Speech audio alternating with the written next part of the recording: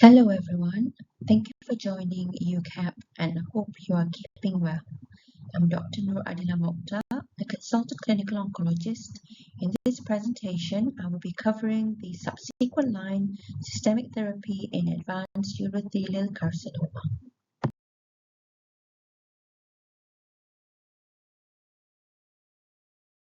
This slide shows the current landscape in advanced urothelial cancer, and in this presentation, we'll be focusing on the second and third line treatment options. The ESMO guideline has recommended some new treatments as the second or third line options. These include rechallenging with platinum-based chemotherapy for patients who didn't have chemotherapy in the first line. Other than that, single-agent enfortumab vedotin can be used following progression with platinum-based chemotherapy. Erdafitinib is one of the new treatments that can be considered in the subsequent line of treatments. Shortly in my lecture, I will go through the evidence base for all treatment available. Similarly to ESMO guideline, EAU and NCCN has also recommended some treatment for the second and third line in the management of advanced urothelial cancer, which we will go through the evidence base for each options.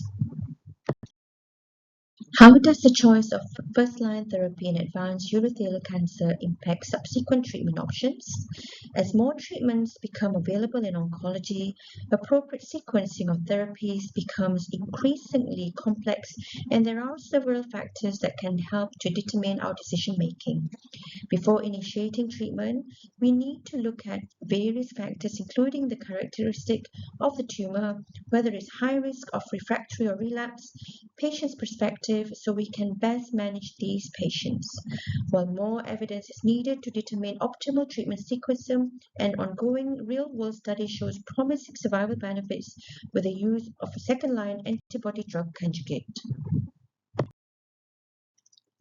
There are several factors that should be considered before deciding on treatment options.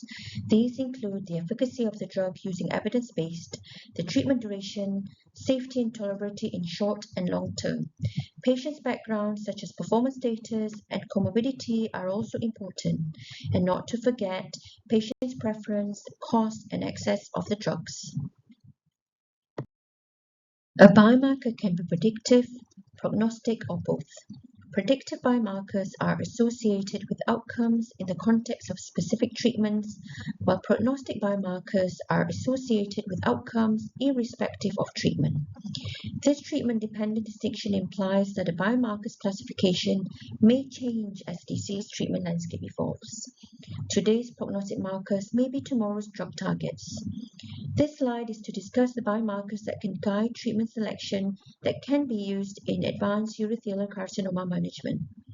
The FGFR proteins comprise a family of 4 transmembrane receptor tyrosine kinases, FGFR1 to 4, with roles in cellular proliferation, differentiation, apoptosis, migration, and angiogenesis. FGFR3 alterations are observed in approximately 81% of non-invasive urothelial carcinoma and up to 54% of invasive urothelial carcinoma. Adila has been approved for use in previously treated advanced urothelial carcinoma with a susceptible FGF2 or 3 alterations. Multiple ADC targeting HER2 are also being tested in urothelial carcinoma. Disitamab vedotin, a HER2 antibody conjugated with MMAE, demonstrated promising responses for advanced urothelial carcinoma after at least one prior line of therapy. Trastuzumab deruxtecan, an ADC pairing trastuzumab with a topoisomerase I inhibitor, is an ongoing phase 1b trial which has promising results. Meta-analysis of prospective trials show that overall PD-L1 expression is associated with radiographic response to immune checkpoint inhibitors in AUC patients. However, even among PD-L1 positive patients, single-agent immune checkpoint inhibitors response rates are low and variable across randomized trials ranging from 20 to 40%. Enfortumab vedotin is an ADC targeting Nectin-4, a transmembrane protein involved in cellular adhesion and upregulated in EUC with limited expression in benign tissue. Despite the targeted nature of EV, Nectin-4 is not currently utilized as a biomarker in patient selection. The EV-101 phase 1 trial initially required Nectin-4 expression for inclusion, but the protocol was later amended to remove that requirement because nearly all skin tumors express Nectin-4 at high levels.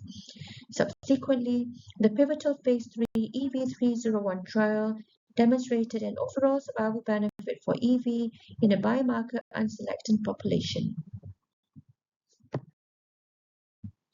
THOR study is a phase 3 trial of Adila as compared with chemotherapy in patients with advanced urothelial carcinoma with susceptible FGFR2 or 3 alterations who had progressed after one or two previous treatments that included an anti-PD-1 or anti-PD-L1. Patients were randomly assigned in 1-to-1 ratio to receive Adila or the investigator's choice of chemotherapy. The primary endpoint was overall survival and secondary endpoint were progression-free survival, response rate, and safety. Based on the THOR trial, a total of 266 patients underwent randomization, 136 to the Adila group and 130 to the chemotherapy group. The median follow-up was 15.9 months. The median overall survival was significantly longer with Adila than chemotherapy, 12.1 months versus 7.8 months. The median progression-free survival was also longer with Adila compared to with chemotherapy, with 5.6 months versus 2.7 months. Adila significantly extended overall survival in FGFR alteration advanced metastatic urothelial carcinoma after treatment with PD-L1 with median overall survival of 1 year and provided a 36% reduction in risk of death compared to chemotherapy. The study has also shown that response rate in Adila group is higher compared to chemotherapy, 45.6% versus 11.5%. This table is to summarize the safety profile in using Adila. Overall, the incidence of grade 3 or 4 treatment-related adverse events was similar in the two groups, 45.9% in the Adila group and 46.4% in the chemotherapy group. The most common side effects with Adila are hyperphosphatemia, diarrhea, and stomatitis. It has shown that bone marrow suppression incidents are less in the Adila group as compared to chemotherapy. Most side effects with Adila are manageable with dose modifications and supportive care. Treatment-related adverse events that led to death and discontinuation due to treatment-related adverse effects are lower in the Adila group. EV-301 study is a global, open-label, phase 3 trial of enfortumab vedotin for the treatment of patients with advanced urothelial carcinoma who had previously received platinum-containing chemotherapy and had disease progression during or after treatment with a PD-1 or PD-L1 inhibitor. Patients were randomly assigned in a 1-to-1 ratio to receive enfortumab vedotin or investigator-chosen chemotherapy administered on day 1 of 21-day cycle. The primary endpoint was overall survival and secondary endpoint is progression-free survival, overall response rate, and safety profile.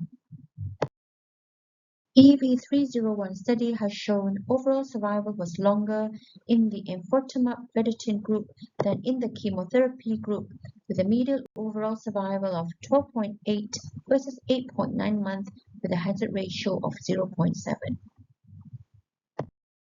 This table is to demonstrate the most common treatment-related events specific to enfortumab vedotin, including neuropathy, skin reactions, and hyperglycemia.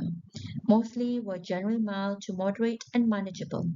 12% of patients who had EV had to be discontinued and majority were due to peripheral neuropathy. Keynote 045 is an open-label, international, phase 3 trial with advanced urothelial carcinoma that recurred or progressed after platinum-based chemotherapy to receive pembrolizumab at dose of 200 milligrams every 3 weeks or the investigator's choice of chemotherapy. The primary endpoints were overall survival and progression-free survival, which were assessed among all patients and among patients who had a tumor PD-1 ligand PD-L1 combined positive score, the percentage of PD-L1 expressing tumor and infiltrating immune cells relative to the total number of tumor cells. As a result, pembrolizumab was associated with a significantly longer overall survival by approximately 3 months and with a lower rate of treatment-related adverse events than chemotherapy. There was no significant between group difference in the duration of progression-free survival in the total population or among patients who had a tumor PD-L1 combined positive score of 10% or more.